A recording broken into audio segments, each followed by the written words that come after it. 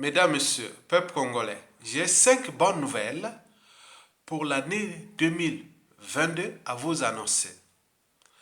Parmi ces 5 bonnes nouvelles figure une, l'arrivée massive dans les médias et réseaux sociaux des naufragés, des réfugiés qui ont fui la dictature de Denis Sassou Nguesso. Vous le savez bien que dans la vie, quand on a tout gagné ou perdu, il faut toujours avoir à l'esprit comment protéger et défendre à la fois la raison, sa liberté, sa dignité et sa conscience. Ceux qui, à un moment ou l'autre, ont été du côté des tyrans, leurs parents, grands-parents, amis et connaissances avaient accompagné Denis Sassou Nguesso, l'aider dans ses coups bas et coups tordus contre la démocratie, contre le peuple congolais. Ces gens-là se rendent compte qu'ils étaient, certes, au bon moment, au mauvais endroit. Beaucoup de ces gens-là ont vu leurs parents, frères, sœurs, amis et connaissances humiliés par Sassou Nguesso, piétinés par Sassou Nguesso et fracassés par Sassou Nguesso. Donc ils se sont rendus compte qu'ils sont dans un piège. Le piège est déjà des pièges d'humiliation, puis des déclassements. N'oublions pas le piège mortuaire. Et donc ils se rendent compte que Sassou Nguesso est l'ennemi commun, le danger commun. Le cas Likunju est un cas d'école. On peut en multiplier. Donc nous allons voir arriver en 2022 tous ces gens qui, à un moment ou l'autre, historiquement, depuis déjà les années 2011, jusqu'à peu près jusqu'aux années 2018, n'arrêtez pas de nous insulter, nous menacer, jouer à la contre-résistance. Mais ils se sont rendus compte que le pied s'est refermé contre eux et que nous étions dans les vrais. Donc allez vous-même constater dans les médias et les réseaux sociaux, vous avez moins en moins de ces individus-là qui étaient entraînés et conditionnés, même sous emprise, des comportements liberticides, antidémocratiques, antisociaux et criminogènes, édictés par le dictateur lui-même et ses nervis. Et donc, pour combien de temps encore? Donc, ces gens-là nous ont rejoints. Je ne veux pas vous dire le contraire. Allez voir dans Brazza News. Allez voir de Brazza News sur Facebook. Allez voir surtout les réseaux Facebook. Vous allez voir qu'il y a moins en moins d'insultes. Moins de léthargie. Les Congolais, individuellement et collectivement, sur différentes échelles, au pays comme de la diaspora, ils ont commencé à prendre conscience que nous sommes dans la lutte commune contre, nous devenons tous des activistes, des résistants et des militants pour sauver notre pays, sauver nos vies et surtout la liberté et la dignité dans notre pays. Donc je vous en parle que la situation de Lukunju, vous avez vu, il y en a beaucoup. On a vu aussi l'assassinat de Guy Brice Kolela. On a vu le général Bokemba. On a vu plein de gens. Tous ces gens-là ont compris que non, on est dans un piège mortuaire. Et donc, tous ces gens-là, du nord au sud, de l'est à l'ouest, les soufifs, les partisans, tous ces gens-là qui servaient le régime, ils se rendent compte que non, on ne va plus continuer comme ça. Donc, je ne vais pas aller en détail sur les stratégies, mais la dynamique est là. On voit qu'il y a moins en moins de ces contre-résistants, de ces gens qui étaient déjà, oui, certains étaient financés. Beaucoup aussi avaient trouvé ça comme un fonds de commerce, un marché pour, oui, ça se payait de l'argent, les officines et autres. Même s'il reste des cellules spécialisées pour certains individus, mais en masse, vous ne pouvez pas aller attaquer un résistant qui lutte pour la vie de ta famille et du peuple. Ce serait paradoxal, indigne à la fois. Donc ces gens-là, non. Surtout ces individus vivaient en Occident. Comment l'Occident ici, les gens pensent à leur pays. Et nous, là, on pense à détruire ceux qui luttent pour la libération de notre pays. Donc, allez constater vous-même dans les médias et réseaux sociaux qu'il y a une dynamique anti-Sassou Nguesso, qui n'est plus que celle de nous, activistes, citoyens, engagés et autres. Mais maintenant, ces gens-là, les naufragés qui reviennent vers nous. OK? Très bien. Constatez vous-même dans les médias et réseaux sociaux. OK? La deuxième bonne nouvelle, c'est j'ai constaté qu'on s'approche pas à pas vers la convergence des luttes. Et pourquoi? Parce que tout le monde se rend compte que nous sommes pris dans le piège mortuaire de la dictature. Allez voir les conditions de vie inhumaines, insupportables au Congo. Ça touche tout le monde, ou presque. L'eau potable, il n'y en a pas. Les hôpitaux, les soins, rien.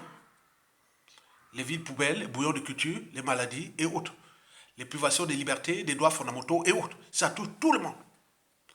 Donc tout le monde se rend compte que, ah tiens, mais finalement, on est maintenant toutes des victimes, du nord au sud, de l'est à l'ouest. Mais c'est quoi cette affaire-là? Bien entendu, il nous manque là-bas au pays des comparaisons. Parce que la cybercensure, la censure est totale. Hein? Donc, mais les gens ne peuvent pas comparer qu'il s'est passé des révolutions, des changements par-ci, par-là en Afrique et dans le monde. Mais les gens ne se rendent pas compte, mais ils sont conscients qu'il y a la situation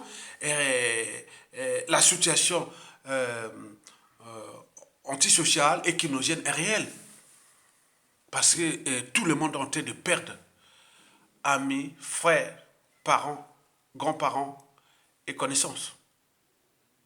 Ça, on en trouve dans toutes les catégories socio-professionnelles, du commun des mortels jusqu'aux fonctionnaires dignitaires et autres. Beaucoup en ont perdu leur vie en 2021 déjà. Et beaucoup vont en perdre encore en 2022. Oui, nous allons avoir que des orphelins là-bas au pays. Ça, c'est sûr et certain. Chacun de nous, individuellement et collectivement, tant au niveau civil, politique et militaire, il va en perdre un tiers des membres de la famille, un tiers de ses amis et connaissances. Un tiers des Congolais sans guerre ni quoi qu'il soit. Mais qu'est-ce qui se passe? C'est la carmondisation du Congo. On n'est plus au tiers-monde, on est au quart-monde. Plus bas, on descend. Et donc là, il y a la convergence des luttes. Les gens sont maintenant bien conscients que finalement, nous sommes en danger face à ce régime tyrannique, à caractère liberticide, il prive des libertés, antidémocratique parce qu'il n'a jamais gagné d'élection, antisocial parce qu'il tire le peuple vers le bas, criminogène parce qu'il règne la terreur et la mort au Congo. Immoral, vous voyez comment les valeurs culturelles ne sont plus respectées, il n'y a plus de normes sociales. Il n'y a plus de normes sociales ni culturelles. Confiscatoire parce qu'ils ont pris ce pays-là comme leur propriété privée et ils sèment la terreur et la mort comme modalité de gouvernance et de la conservation du pouvoir. Et pour combien de temps encore, tout le monde se rend compte, civil, politique et militaire. Ils se rendent compte que nous sommes en danger. Donc la mayonnaise est en train de prendre là. Parce que nous allons vers la convergence des luttes. Et le dénominateur commun, il doit d'abord dégager. Le peuple congolais, ce pays sera guéri. Et donc là, il y a quelque chose qui va. Vous savez que quand arrivent des changements majeurs ou des révolutions, c'est d'abord un état psychologique. Dès qu'on se rend compte qu'on est tous pareils, des victimes de Sassou, à ce moment-là, on ne sait pas là où quand ça va déclencher, et on ne sait pas. Mais chacun de nous a un destin. Sassou a eu son destin pour humilier tout le monde dans ce pays, piétiner tout ce monde dans ce pays, et fracasser ce pays, mais nous aurons aussi le destin du peuple pour rendre justice là où il y a eu injustice. Vous le saviez que nous avions le dernier mot et les derniers jugements, nous peuple. Et le peuple gagne toujours. Ok? Très bien. Donc, la convergence des luttes en 2022 est une bonne nouvelle pour nous, peuple congolais. La troisième bonne nouvelle de l'année 2022 qui arrive, c'est au niveau économique. Je vous l'ai dit que tous les indicateurs macroéconomiques du Congo seront en rouge. Ça veut dire que ce pays n'est pas en récession, il est en régression, en ruine. Il sera en ruine. Et d'ailleurs, le FMI ne veut pas risquer, il ne veut pas prendre des risques pour aller financer un régime tyrannique aux abois qui n'a jamais respecté les fondamentaux des règles économiques et financières et du business, qui n'a jamais diversifié son économie,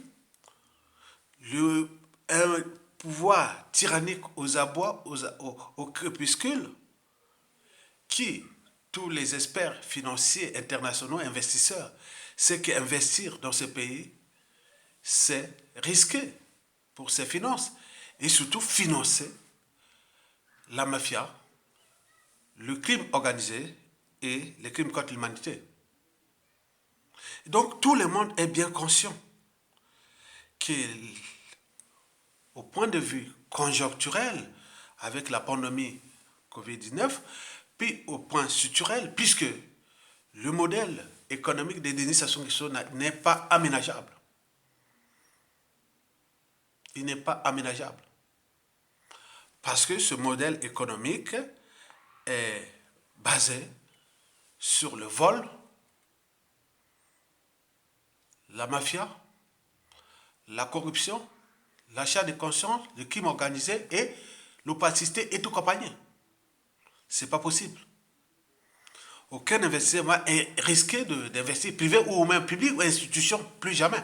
Donc, au vu de la demande mondiale en énergie, puisque son modèle n'est calqué sur le pétrole devient une énergie fossile du passé, qui en a, alors comment va-t-il gérer un pays au moment où tout le monde est en méfiance et en défiance contre le régime? C'est pas possible. Donc, pas d'argent, pas d'éducateur, parce qu'on ne joue pas au dictateur sans argent. Donc, le mensonge de Denis Sassou Nguesso va se fermer sur lui-même. Puisqu'il a beau mentir, cette fois-ci, comment va-t-il mentir? Donc les Congolais d'ici peu, ils vont le réclamer. Mbongebima. Même c'est nerveux. Même pour entretenir ces moyens sclérates, qui consistent à terroriser la population et tuer des innocents. Mais il faut la logistique, il faut la maintenance, il faut tout. Et attends, c'est pas possible. Où tous les circuits économiques, financiers, autres sont sous surveillance. Sassou est aux abois. Il est à plat. Donc nous devons comprendre toutes ces stratégies que nous devons mener, puisque l'économie du Congo Mbong est quel vert. Mbongo ali sous terre et au côté à terre. Il est aux abois, il n'aura rien. Donc si vous continuez à les laisser continuer à prolonger sa tyrannie, de toute façon, il va tomber, vous allez revenir à dire, ah tiens, Mbonge Bima, alors que vous les laissez là. Donc prenez le risque. Ne soyez plus des passifs, ni des naïfs. Soyez vigilants, bien sûr, motivés, déterminés et engagés à le faire partir. Mais vous devez savoir que l'anthropologue Margaret Mead l'avait pourtant dit, ne doutez jamais qu'un petit groupe d'individus conscients et engagés puisse changer le monde. Historiquement, c'est tout de cette façon que les changements se produisent. On en a vu au Mali, au Guinée-Conakry, et on peut en multiplier les exemples qui vont arriver, puisque depuis 2011 déjà, ça s'est passé dans toute l'Afrique. Mais nous, au niveau citoyen, civil, politique et militaire, on est resté dans le fait spectateur. Hein. On est resté dans les amalgames, les polémiques, les boucs émissaires. Mais non, un citoyen reste un citoyen. Vous n'avez pas besoin d'un million de personnes pour dégager Sassou Nguesso. Même 2 ou 3, 4, même 10, même 1000, il peut faire la révolution et dégager Sassou Nguesso. Tout est affaire de stratégie, d'intelligence, de courage, de motivation et d'engagement. Tant qu'à faire. Donc, du point de vue économique, Sassou ne doit plus jouer au dictateur. Il reste, le mensonge sera à l'apogée. Il est arrivé à l'apogée du mensonge. Il ne va plus mentir. C'est pas possible. L'économie, ça, c'est pas de la sorcellerie. L'économie est une science. Il fait partie des sciences économiques. Donc, il y a des stratégies, il y a des méthodes, il y a des modèles économiques, il y a des cerveaux, il y a des main-d'œuvre, il y a plein de trucs, des projets de société et tout ça. Mais c'est pas par le mensonge qu'on va arriver, ou par la sorcellerie, ou les fétiches, ou les grigui, qu'on va faire de l'économie dans un pays. Certainement pas. Donc, la troisième raison là est importante, parce que l'économie congolaise plonge au rouge. La quatrième et avant-dernière raison, c'est l'affaire de l'assassinat imparfait du défunt Guy Parfait Kolela. Paix à son âme. Cette affaire-là a pourri le dictateur Denis Sassou Nguesso, la France-Afrique, la famille du défunt et le peuple congolais.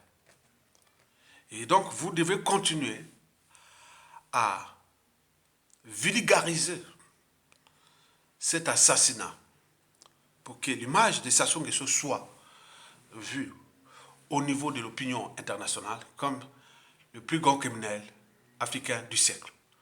Et donc, nous sommes en présence du plus grand criminel politique d'Afrique au début de ce 21e siècle. Vous vous y rendez, ce sont des psychanalystes, des observateurs étrangers. Ils disent que ce pays est en danger, ce peuple est en danger. Le monsieur est entraîné à tuer. Et donc, nous devons être vigilants.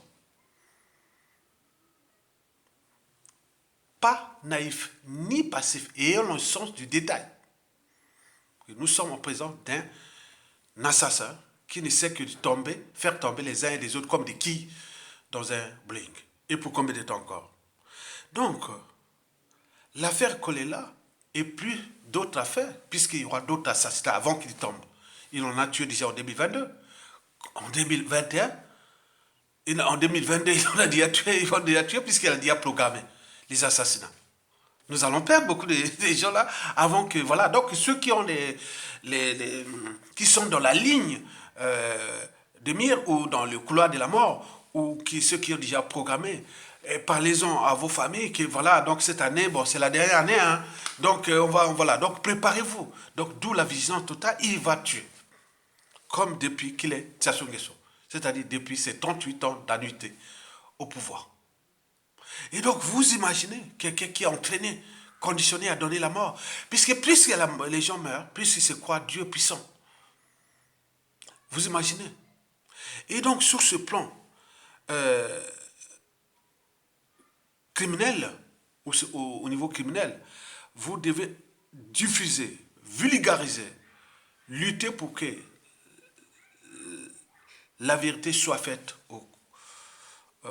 autour de l'assassinat imparfait de Guy Brice-Papé Kolela et bien d'autres qui vont arriver. Ok? Très bien. La cinquième et la dernière bonne nouvelle, c'est tout justement les enjeux géostratégiques qui se dessinent. Vous voyez que ça chamboule en Afrique. La France est en train de perdre son influence en Afrique. Il y a des élections présidentielles en France en 2022. Et tous ces chamboulements en Afrique, nous sommes en présence d'un régime tyrannique qui ne pense qu'à conserver cette tyrannie et le dictateur mourir au pouvoir. Et ce qui concerne la dynastie, ce n'est que la diversion. Ou ce qui concerne sa maladie, ce n'est que de la diversion. Parce qu'on ne peut pas l'accepter que quelqu'un qui a laissé injustement des dignes fils du Congo en prison comme prisonnier politique et on se préoccupe sur sa santé. Qu'est-ce que ça peut faire?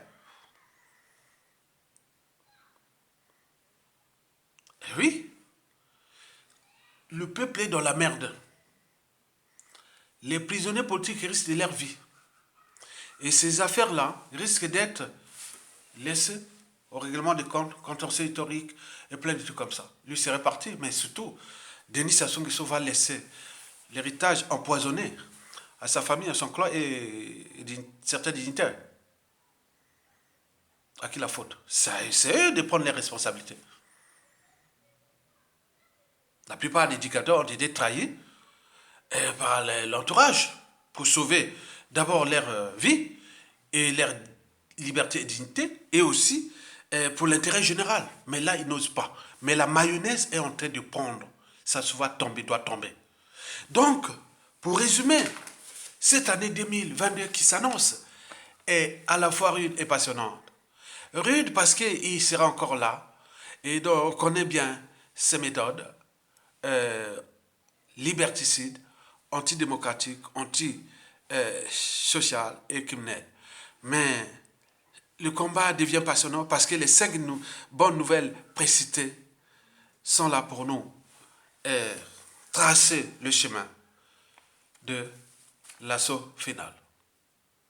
Mesdames, Messieurs, peuple congolais, Tokolonga, et merci beaucoup. Courage à tous et bientôt. À bientôt.